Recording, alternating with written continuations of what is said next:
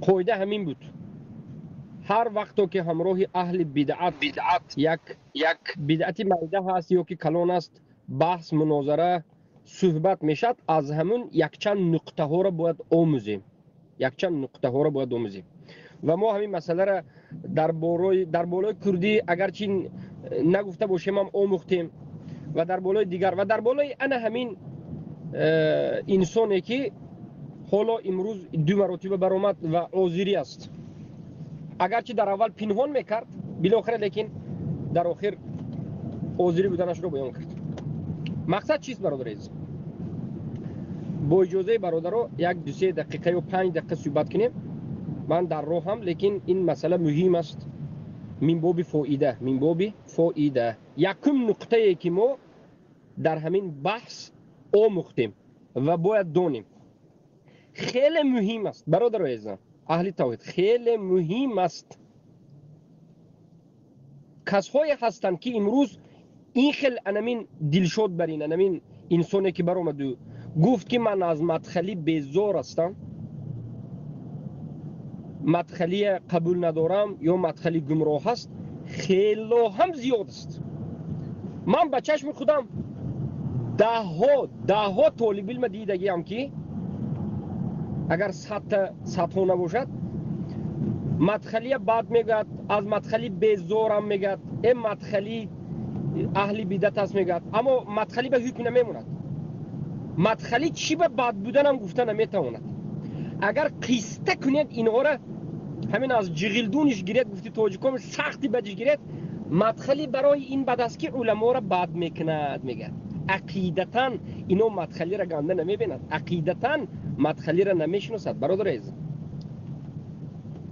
بسیار آدم ها را دیدیم غیر از این، حالا در یوتیوب هم یک چند نفر است که مدخلی را بد میگه، این مدخلی بد است، لیکن عقیدتاً عقیده خودش، خلاصه سخن همین که عقیده خودش عین عقیده مدخلیه که ما مدخلی ها را در اساس همون عقیده جهمی میگیم، در اساس همون عقیده مدخلی ها را گمراه میگیم.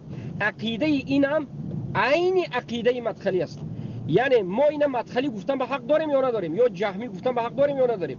بله داریم، زیرا که اصول اعتقاد جهمی، اصول اعتقاد مدخلی بیان کرده میشد. عذر بالجهل اصول اعتقاد جهمی است، یکی از اصول های اعتقاد جهمی است. و من شما الحمدلله میدونیم که هر کسی که اصول اعتقاد مذهبی رو گفت حکم اینو میگیره. اصول اعتقاد جهمی رو گفت، جهل عذر گفت، جهمی است، مدخلی است. اول حجت رسانیده، بعد مشرک میگیم جهلی است، مدخلی است. یا میگه که تکفیر عام و تکفیر عین در مسئله اصول دین واجبات و خفی جدا کردن نمیتواند، در این باب باز مدخلی است. ایمان رو یا که کفر رو فقط اعتقادی میگه، مدخلی است. ترک جنس عمل رو یا که شرک اکبر کفر اکبر کردن رو کفر اکبر نمیداند یا شرک اکبر نمیداند، جهمی است، مدخلی است. و به قیام الحجه فهم الحجت اضافه میکند، مدخلی است، جهمی است. حجت رسانیدن در مسائل اصول دین و در مسائل فروع دین یا شرایع فرقش به نمیرد. در مسئله اصول دین هم حجت رسانیدن در نزد این جهمی ها به مانند مسائل فروع است. یعنی در مسئله اصول دین هم باید آیات، حدیث، قول علما را رسانید. حالا که لینذرکم به و من بلغ، الله گفت که قرآن به کسی رسید، به ترجمهش اگر رسیده باشه تمام حجت رسید. فهم حجت زیاد میکنند. همه همین اعتقاد جهمی ها است و در جمله اعتقاد مدخلی ها است که اینا جهمی زمانه هستند. و ما یک چند ده ها طالب علم داریم. آینده به شما الله چهره واقعی اونها را به شما باز میکند.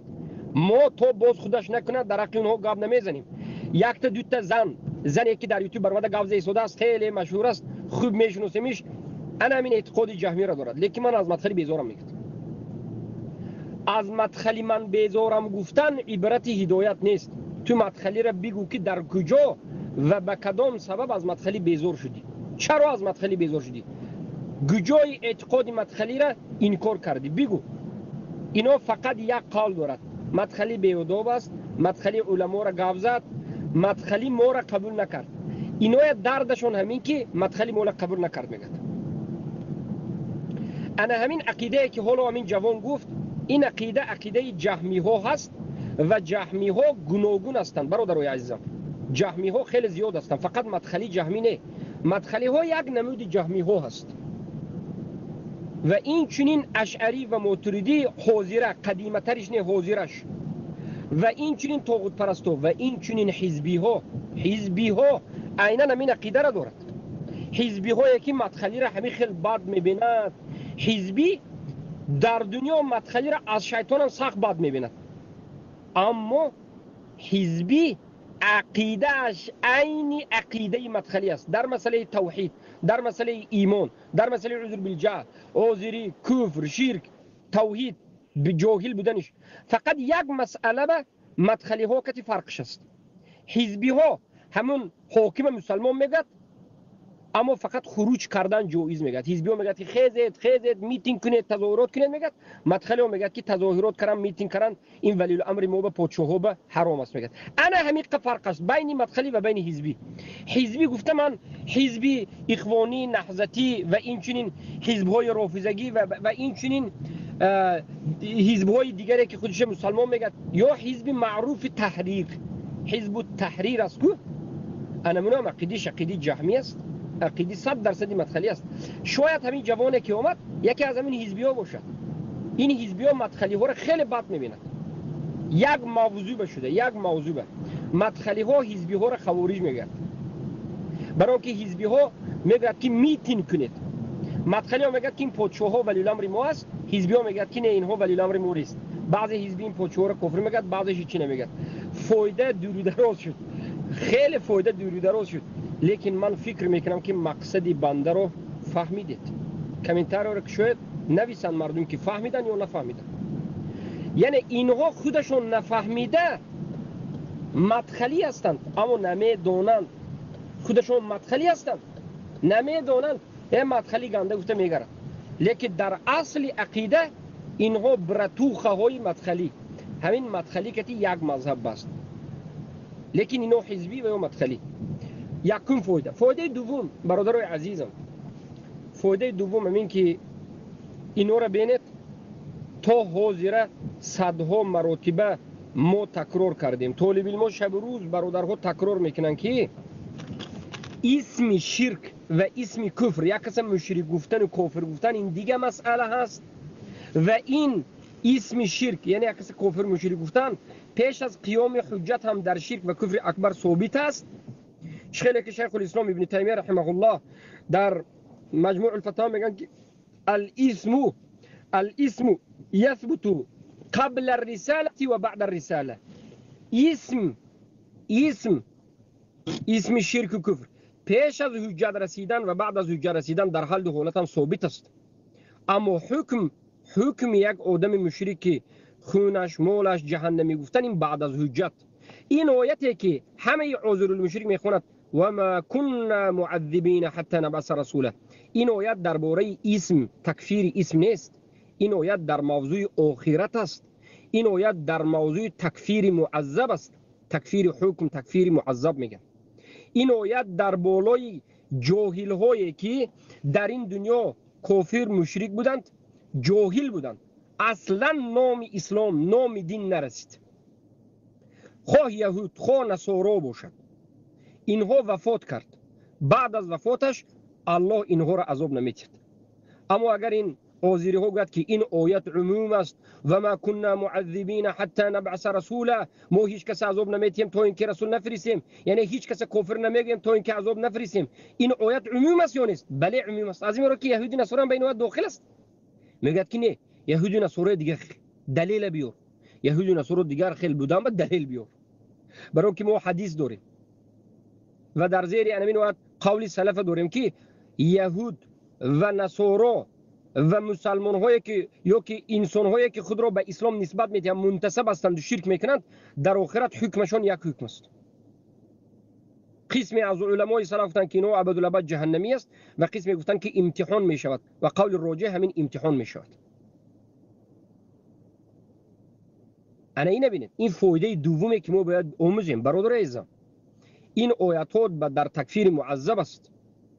همه سخنهای شیخ الاسلام محمد ابن عبدالوهاب، شیخ الاسلام ابن تیمیه و دیگر علمایی که میگویند ما تکفیر نمیکنیم تا اینکه حجت نرسد، این در باب حکم است، تکفیر حکم یا تکفیر معذب میگن، یعنی در بالای بعد از این تکفیر حکمش حکمی همچون ریده به بالایش جای دادن است.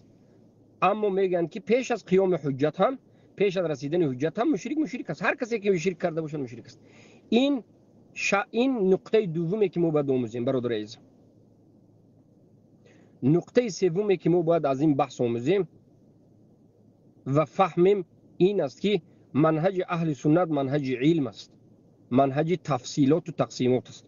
اما منهج اهل بدعت منهج شبهه، منهج جهالت، منهج حیرت و منهج شک شبه است. ببینید یگون انیق گاونه فقط شک شبه. بارک الله فیکم.